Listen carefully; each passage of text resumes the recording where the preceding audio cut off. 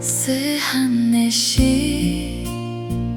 阮不爱听阿母的嘴念，亲像风吹。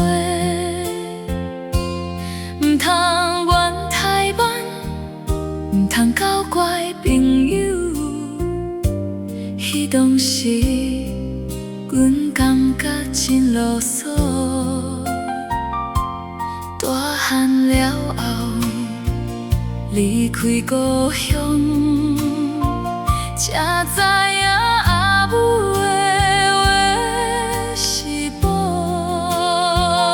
爱吃饭，爱牵手，每一句拢是伊的关心。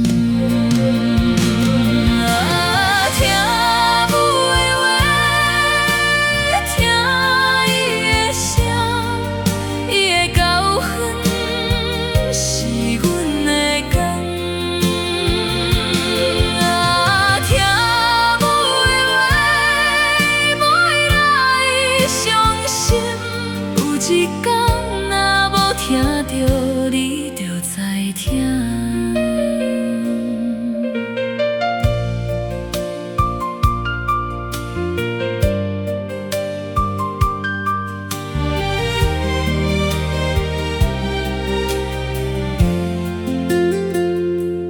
现厝是换阮做人的爸母，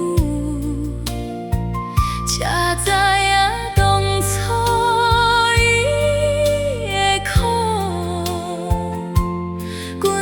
开始对囡仔讲，唔通慢太慢，爱好好读册。听母的话，听伊的声，伊的教训是阮的工。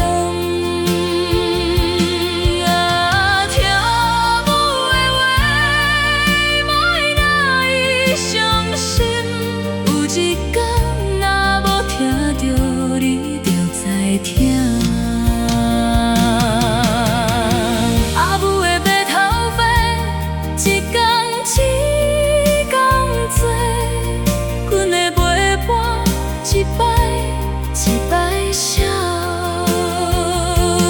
一天伊若离开，阮才知听伊的话是上大的福气。